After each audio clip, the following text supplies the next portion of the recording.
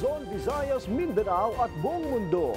Ngayon ay Huwebes, August 22, 2024. Ako si Daniel Castro at ito ang Balitang A to Z. Arestado sa Indonesia at balik sa Pilipinas. Kapatid ni dismissed Bamban Mayor Alice Guo na si Sheila Guo. At umano'y kasabwat na si Cassandra Ong. Haharap sa batas sa bansa. Alice Guo nakuna ng larawan sa Kuala Lumpur International Airport bago lumipad patungong Singapore.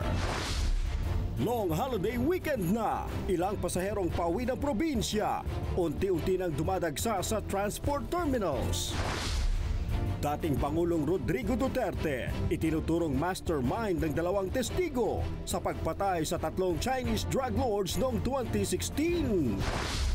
Sa Balitang Showbiz, Dennis Trillo nakiuso sa Maybe This Time Dance Challenge at may cameo pa ng kanyang wife na si Jeneline Mercado. At snapshots ni Judian Santos na nakabikini sa beach. Proud na ibinahagi ng kanyang hubby na si Ryan Agoncillo.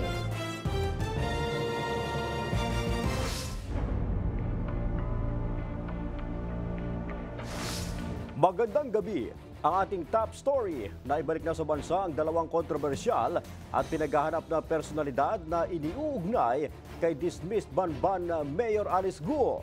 Ito ay ang kanyang kapatid na si Sheila Guo at umano'y business partner na si Cassandra Ong na naaresto ng mga otoridad sa Indonesia. Nahaharap sa kasong obstruction of justice si Cassandra Ong habang nahaharap naman sa paglabag sa passport law si Sheila Guo. Ang Balitang A to Z hatid ni Ian Maghanoy. Pasado alas 5 ng hapon, lumapag sa Ninoy Aquino International Airport ang eroplanong sinakyan ni Sheila Guo at Cassandra Ong. Nadakip ang dalawa ng Indonesian authorities Miyerkules, August 21. Yan ay matapos silang i-report ng Pilipinas sa Interpol. Si Sheila Guo ay kapatid ng sinibak na si Bamban Tarlac Mayor Alice Guo, habang si Cassandra Ong naman ay idinadawit sa kumpanya na konektado umano sa Pogo Hub sa Porac, Pampanga. Pareho silang na-cite in contempt at pinatawan ng arrest warrant ng Kongreso dahil sa pang-iisnab sa Senate at House inquiry hinggil sa operasyon ng illegal na pogo. Mahigpit ang bantay sa dalawa nang idaan sa arrival area ng NAIA Terminal 1 hanggang sa makalabas ng paliparan. Unang inilabas ang naka-orange na si Cassandra habang ini-escortan ng Philippine National Police. Sumunod naman ang may pulang buhok na si Sheila na parehong isinakay sa police vehicle. Hirap ang media na makalapit sa dalawa dahil sa mahigpit na mga escort. So ngayon ay hawak na ng National Bureau of Investigation si Cassandra Ong para sa inquest proceedings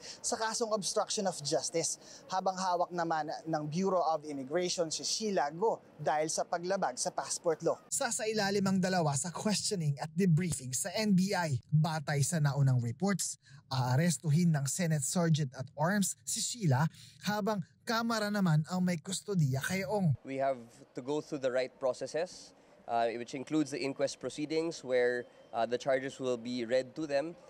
They will also be given a chance to explain their side, and then we will have to see kung ano yung mangyayari after that. Ayon kay Justice Spokesman Attorney Miko Clavano, walang kasamang abogado ang dalawa nang dumating sa Pilipinas. Wala pa po silang abogado, but they are of course entitled to one. Hindi naman pwede na dahil nandito na sila sa Pilipinas at alam naman ho natin na malaking-malaki itong issue natin, that we can forgo any of these rights that are afforded to them. Tikom muna ang bibig ng mga otoridad sa posibleng kinaroroonan ni Alice at ng isa pa niyang kapatid na si Shemen habang patuloy silang tinutugis ng mga otoridad. Para sa Balitang A to Z, Ian Maghanoy. Habang patuloy ang pagtugis ng mga otoridad kay Alice Guo, inilabas ngayon ng Presidential Anti-Organized Crime Commission ang larawan kung saan namataan sa Kuala Lumpur International Airport sa Malaysia ang dismissed Bamban Tarlac Mayor. May Balitang A to Z si Stanley Gahete. Kita sa larawang ito ang dalawang babaeng tila nag-uusap, dala-dala ang kanilang mga bagahe. Ang kuhang ito natanggap ng Presidential Anti-Organized Crime Commission kung saan namataan sa loob ng Kuala Lumpur International Airport sa Malaysia ang nadismiss na mayor ng Bamban Tarlac na si Alice Guo kausap si Cassandra Leong. Mula ito sa isang concerned citizen na kuha umano bago mag-board ang dalawa patungong Singapore. Batay sa impormasyon ng PAOK, nagtungo ang dalawa sa Singapore para pag-usapan ang mga plano patungkol sa ari-arian kasama ang mga umano'y international business fugitives sa Singapore na idinadawit sa pinakamalaking money laundering scheme kasama ang POGO. Nagpasalamat naman si Senator Risa Hontiveros sa pagpapabalik kina Sheila Go at Cassandra Ong sa Pilipinas. This is a promising development and a testament to our collective efforts. This goes to show how human trafficking facilitated by POGOs is a regional problem that needs a regional, even global solution. Ayon kay Justice Secretary Crispin Remulla, We found a connection between Alice Go and Cassandra Leong. Definite connection was found, which means that Bamban and Porac are closely related. Gayunpaman, sinabi ni Remulla na hindi agad-agad magagawa ang hiling ni Executive Secretary Lucas Bersamin na kansilahin ang Philippine passport ni Guo. We cannot summarily cancel a passport because it is a document vested with rights. If the passports are cancelled immediately, then how can you make them travel back to the country? Samantala, nagsampa naman ang PAOK ng oposisyon sa pagtanggap ng Department of Justice sa notarized counter affidavit na isinumite ni Guo. Duda ang ahensya kung totoo ngang humarap si Guo sa isang notary public sa Bulacan, lalo't ilang linggo nang hindi siya namamataan. Kasalukuyan naharap si Guo sa qualified human trafficking na isinampa ng PAOK at ng Philippine National Police, bukod pa sa tax evasion na inihain ng Bureau of Internal Revenue. Para sa Balitang A to Z, Stanley Gahete. Long weekend na bukas, araw ng Biyernes, kaya unti-unti nang dumadagsa ang mga biyaherong pauwi ng probinsya sa ilang bus terminal gaya ng PITX. Sinuspindi na rin ng MMDA ang number coding bukas at sa Lunes. May Balitang A to Z, si Ace Cruz. Inagahan na ng mag-asawang Nanay Telma at Tatay Juan ang pagpunta sa PITX para bumiyahe pa uwi ng Catanduanes. Ito'y para hindi makisabay sa pagdagsa ng iba pang mga biyahero ngayong long holiday weekend. Kasi merong pier tatawid pa kami ng dagat. Kumbaga, yun ang habol namin. Maaga kami makarating. Senior na ako, makikipagsiksikan pa ako. Special not working holiday ngayong Biyernes, August 23, matapos na iurong ng palasyo ang Ninoy Aquino Day noong August 21, habang sa Lunes naman, August 26 regular holiday dahil sa National Heroes Day. Bagay na sinulit din na magkakaibigang babiyahe pa San Juan sa Batangas. Solid po. Ngayon po kasi tsaka bukas yung rest day namin. May family po ako sa Batangas, doon po kami pupunta. So, itasama mo Apo, yung ka-work ko po. Dalawa po sila. Mas convenient po kasi pag maaga kasi at madali, bukod sa madali ka po makakarating doon. Ayaw po ulit naranasan yun, yung late ka na, tapos pagod na pagod ka na, tapos pagdating mo po wala ka nang masasakan kasi puno na. Ayon sa pamunuan ng Integrated Terminal Exchange, mula 130,000 na average na pasahero kada araw ay umaabot na ito ng lagpas 165,000 katao kada araw kapag holiday. Dagdag tayo ng supply ng bus dahil alam nating mas maraming tao yung dadagsa, no? Specifically, which I said, Calabar Zone area. Sa North Luzon Expressway naman, nagdagdag na rin sila ng tauhan para mangalaga sa daloy ng trapiko. Lalo't inaasahan nilang Huwebes ng gabi pa lang ay mailan ng babiyahe. Naasahan po namin na baka tumaas po yung ating volume ng between 7 to 10% yung itataas po for the period. Bukas po ng umaga hanggang hapon ay marami pa rin po tayo mga kababayan na pauwi. Para matiyak na hindi maipon ang motorista sa papasok at palabas ng toll gates, nakahanda rin silang magdagdag ng ambulant tellers. Nagdadagdag po kami ng cash lanes hanggat hindi po naapektuhan yung ating RFID lanes po. So panawagan po natin na sana po yung wala pa pong RFID, mas mainam po na magpakabit na po ng RFID at siguraduhin lang po na merong sapat na balance yung kanilang RFID, sapat na load. Nauna nang inanunsyo ng Toll Regulatory Board na simula August 31, pagmumultahin ng mga motoristang daraan sa toll gates na walang RFID stickers o di kaya walang sapat na load. Kasabay naman ng long holiday weekend, sinuspindi na ng MMDA ang number coding bukas August 23 pati sa Lunes August 26. Para sa Balitang A to Z, Ace Cruz. Marintin ang ginawa ni Vice President Sara Duterte na plagiarized o kinopya umano ang kanyang self-authored book na Isang Kaibigan matapos ang paratang ng maraming netizens. Ayon kasi sa marami, kahalintulad ito ng librong Owly, isa ring aklat na pambata na sinulat ng American author na si Andy Runton. Tampok sa nasabing aklat ang Kuwago bilang pangunahing tauhan, habang ang plot ay tungkol din sa pagkakaibigan. Halos kahalintulad daw ito ng isinulat ni VP patungkol din sa inabandon ng ibon matapos ang kalamidad. Depensa naman ni Duterte, napakadaling sumulat ng maikling kwento batay sa sariling karanasan at hindi na kailangang mangopya pa.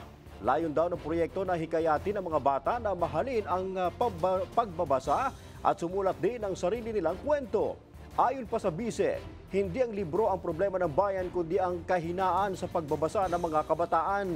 Plano niya rin daw magsulat ng isa pang libro tungkol naman sa pagtataksil ng isang kaibigan.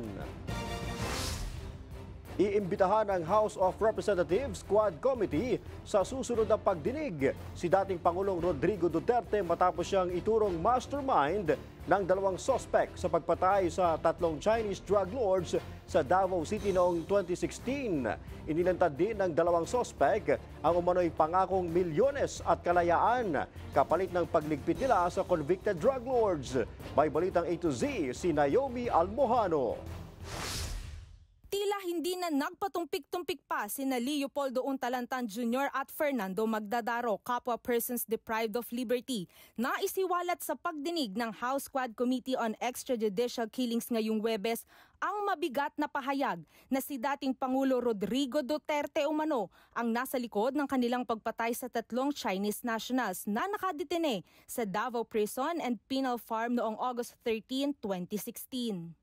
Nakapiit noon sa kulungan ng dalawa dahil sa paglabag sa Comprehensive Dangerous Drugs Act ni TAN, habang murder at possession of illegal firearms naman ang kaso ni Magdadaro. Anila, mismong mga law enforcement officer na konektado sa Administrasyong Duterte ang nag-utos umano sa kanila na iligpit ang Chinese nationals na sina Chu Kintong, Jackson Lee at Wang Mingping na sangkot sa iligal na droga sa bansa. Nag-iusap sa akin si SPO4 Arthur Narasulis at sinabi niya na may ipatatrabaho ako sa iyo at may basbas sa taas. Baka matulungan ka rin namin na makalaya. Kakausapin ko namin ang presidente. Sa pagkakaintindi mo, Tata, sino yung presidente na binabanggit ni SPO4 Narasulis? Presidente Rodrigo Roa Duterte po. Yung mga panahon na yun. Isinalaysay din ng PDLs kung paano nila pinatay ang mga biktima. Napag-usapan namin ni Fernando Magdadaro na sabay naming sasaksakin yung 3 Chinese drug lords, kaya pinagsasaksak niya si Chu Kintong habang pinagsaksak ko naman si Peter Wang. Pagkatapos sumunod na pinagsasaksak ni Fernando Magdadaro si Jackson Lee.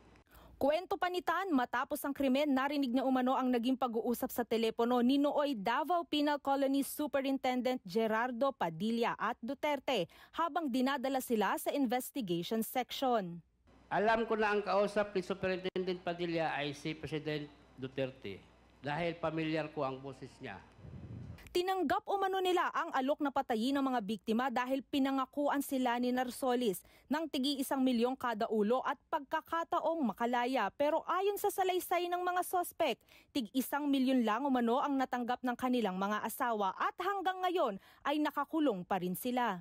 Ginawa namin ang pinatrabaho nila pero hindi tinupad ang kalayaan na pinangako nila sa amin. Samantala, nakatakda namang ipatawag ng House Quad Committee si dating Pangulong Rodrigo Duterte at iba pang mga nadawit na pangalan sa susunod na pagdinig. Ito'y para linawin umano ang kanilang pagkakasangkot sa pamamaslang na tinitignan ding kaso ng extrajudicial killing noong War on Drugs campaign ng Duterte administration. Mananatili naman sa kustodiya ng Kamara sina TAN at Magdadaro habang patuloy ang pagdinig. Para sa Balitang A to Z, Naomi Almojano. In-game muli si world's number 3 pole vaulter EJ Obiena nang masungkit ito ang third spot sa Lausanne, Switzerland ngayong Huwebes. Ilang linggo matapos ang kanyang Paris campaign. Na-clear ni Obiena ang 5.82 meters na pole sa unang attempt pa lang. Pero hindi na pinalad pang matalon ang 5.92 mark. Katay ni Obiena sa third spot ang mga pole vaulter ng Norway at Australia. Silver medalist din ang Paris silver medalist at American na si Sam Kendricks. Habang nanguna pa rin naman si world's number 1 pole vaulter Mondo Duplantis. Abangan sa aming pagbabalik, ilang mga foreign detainees na nahuli sa mga operasyon ng illegal na pogo nagkakasakit na sa kustodiya ng Presidential Anti-Organized Crime Commission. At finally, Olympians Dottie Ardina, Emma Malabuyo, Elia Finnegan at Levi Jung Rui Vivar may meet and greet with President isang linggo matapos ang naunang welcome ceremony kasama ang iba pang Olympians. Abangan ang kumpletong ulat sa pagbabalik ng Balitang A to Z.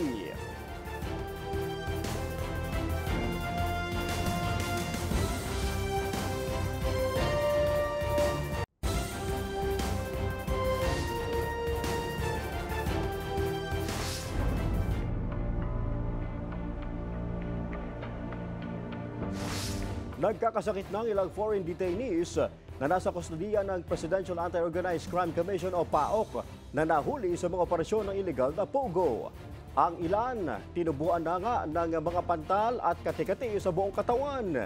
Todo naman raw ang gastos ng ahensya para matiyak ang kaligtasan ng mga ito. May balitang A to Z si Kim Salinas. And if not treatment on time, he will get more serious. Ganito na kalala ang iniinda ng isang foreign detainee ang mga namumulang pantal at matinding pangangati sa kanyang buong katawan. Isa sa mga nahuli sa mga iligal na operasyon ng pogo si alias Ang matapos ang raid ng PAOK noon. Nakadetini siya sa kanilang kustodiya habang patuloy na gumugulong ang investigasyon. Wala pa kasing inilalabas na order ang korte kung ide-deport na ba sila sa kanilang bansa. He also doesn't know. He doesn't. Before he doesn't have this. After he come here, he got. So, continuous po yung check-up na isinasagawa sa kanya. Parang ang sinasabi kasi nun, parang nagsimula lang daw yun sa kakagat ng insekto na siguro nagkaroon ng allergic reaction. Pero patuloy po siyang binibigyan ng lunas at patuloy pa rin siyang nag-undergo ng medical tests po. Isa lang si alias Ang sa napakaraming foreign detainees na nakararanas ng matinding karamdaman. Sa ngayon, marami-rami pa rin yung mga inaalagaan natin, nasa 100 plus pa rin yan. And very unfortunate na mahigit sa 50 yung may sakit ngayon. Ilan pa sa mga narito may ectopic pregnancy na halos araw-araw daw dinurugo dahil maselan ang kanyang pagbubuntis.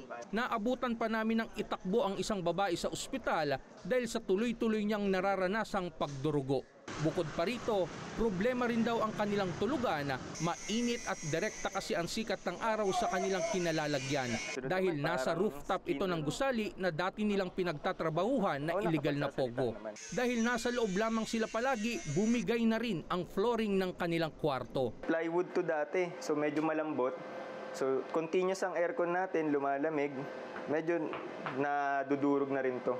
Lumalambot yung ating kahoy. May lalagay tayo ditong bago na, parang PVC flooring na ang ilalagay natin.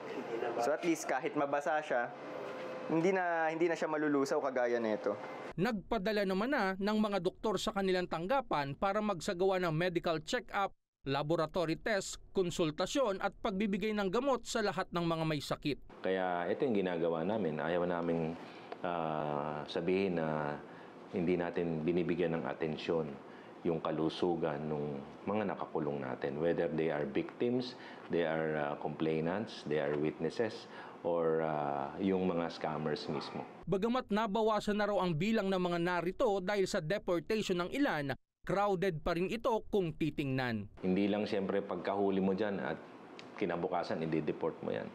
Pagkahuli mo dyan, pakakainin mo yan, tapos kailangan may maayos na kulungan yan, tulugan. At the same time, yung medical condition nila, yung health nila, kailangan pagtuunan mo rin ng pansin. Sa kabila ng atensyong medikal na ibinibigay, hangad naman ng PAOK na mapabilis na ang hatol sa mga foreign detainees nang sa gayon ay mapababa ang bilang ng mga nagkakasakit at ma-deport na kung sakali ang marami sa kanila pabalik sa kani-kanilang mga bansa. Para sa Balitang A to Z, Kim Salinas. Nasabat ng US Border Agents sa Otay Mesa sa California, USA, border ng Mexico, ang humigit sa 1,200 mukhang pakwan pero shabu pala ang laman. Aabot sa 2,000 kilo ng methamphetamine hydrochloride o shabu na nagkakahalaga ng $5 milyong ang ibinalot sa mga pakete ng papel na pininturahan para magmukhang pakwan na itinago naman kasama ang iba pang gamit. Hawak naman ng US Homeland Security ang 29 anyos na driver ng truck. Tiniyak ni Interior Secretary Benhur Abalos na nasa Pilipinas pa rin ang puganteng si Apollo Kibuloy. Base sa natanggap na impormasyon ng ahensya, lumalabas na nananatiling nasa loob pa rin ng Pilipinas ang pastor. Dagdag pa ng kalihim, may order na sa mga pulis na hanapin sa bawat sulok ng bansa si Kibuloy na naaharap ngayon sa kasong child sexual abuse at human trafficking. Tiniyak naman ni Abalos ang patuloy na effort ng otoridad sa pagtugis kay Kibuloy, maging iba pang individual na wanted sa batas. Matatandaang sinabi naman ni Davao Regional Police Director Brigadier General Nicolas Torre III noong August 8 na nasa loob lamang ng KJC compound si Kibuloy.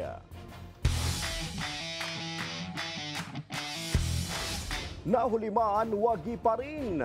Dumalo ngayong Huwebes sa Malacanang sina Olympians Pinay golfer Dottie Ardina at gymnast na sina Emma Malabuyo, Alea Finnegan at Levi Jung Rui Vivar para sa kanilang meet and greet with the President. Isang linggo matapos ang naunang welcome ceremony kasamang ibang Olympians. Ito'y matapos hindi sila nakadalo sa unang seremonya. Ayon kay Pangulong Bongbong Marcos Jr., nagkaroon daw kasi ng mix-up sa nangyaring anunsyo at nahuli na sila nabigyan ng detalye para makabiyahe. Tumanggap ang apat ng manlalaro ng Presidential Citation na tig ₱1 milyong mula sa Office of the President. Samantala nakatanggap din sila ng tig ₱1 milyong mula naman sa PAGCOR. Samantala pa rin, hindi pa naman nakakaharap ni PBB ang 4th place golfer na si Bianca Pagdanganan. Susunod, Judian Santos aurahan ang peg sa Summer Beach Snaps post ni Ryan Agoncillo. At isang all-natural refresher drink bagong kinahuhumalingan sa Mindanao. Manatiling nakatuto, kayo po ay nanonood ng Balitang A to Z.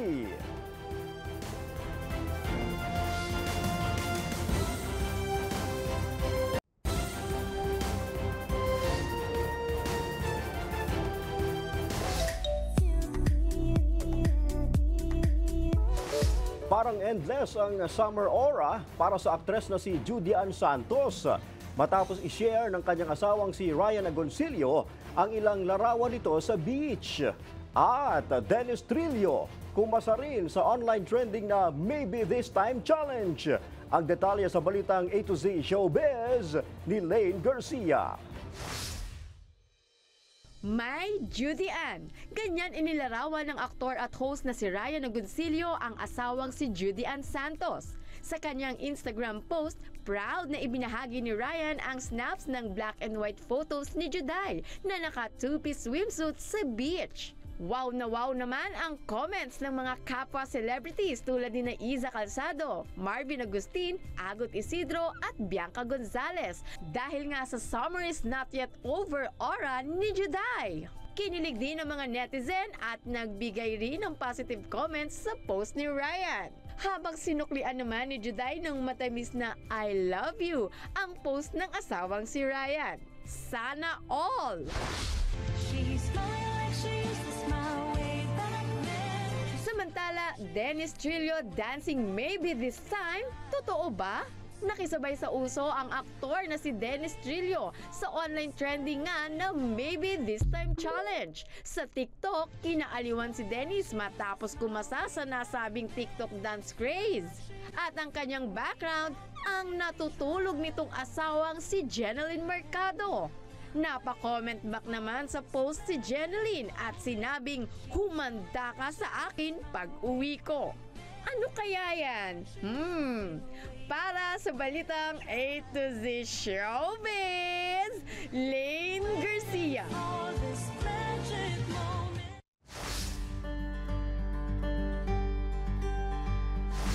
Sa mga naghahanap naman ng all-natural refresher drink, may bagong kinahuhumalingan ang mga ka-A to Z natin sa Mindanao.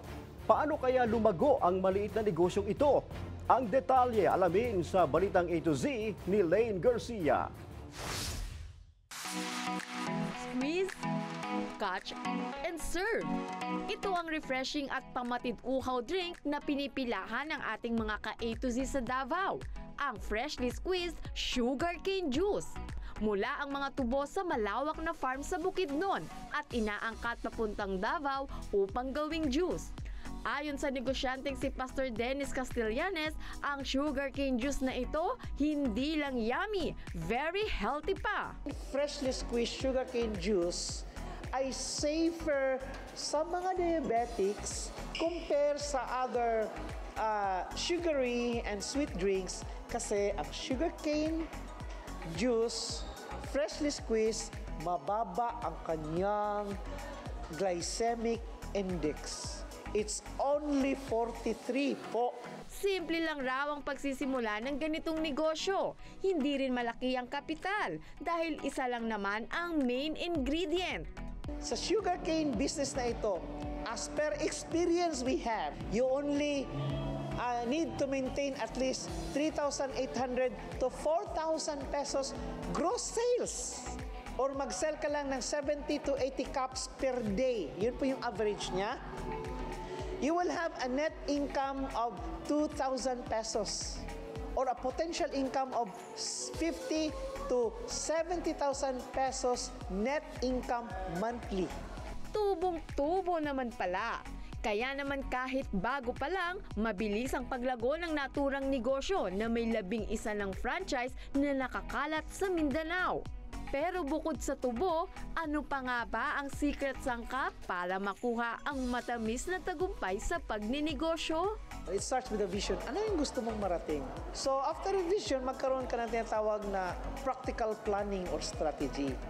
Because a vision without action is just an illusion. Put God first and God grants you success. What you sow, you will reap. Para sa balitang A to Z, Lane Garcia.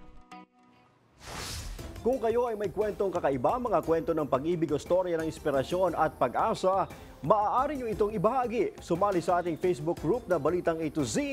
Panoorin ang replay ng ating programa at sundan ang ating social media pages. Hanapin ang Balitang A to Z. Ang ating pabaong quote of the night ay mula naman sa author na si Napoleon Hill. Ayon sa kanya, palaging gagawing angkop ng maparaang tao ang oportunidad base sa kanyang mga pangangailangan. At yan ang mga balita at impormasyon, mga kwentong may dalang inspirasyon na tinutukan ng Balitang A to Z. Sa ngalan ni Barbie Mulak, ako si Daniel Castro. Maging maalam, makialam. Magandang gabi, Pilipinas!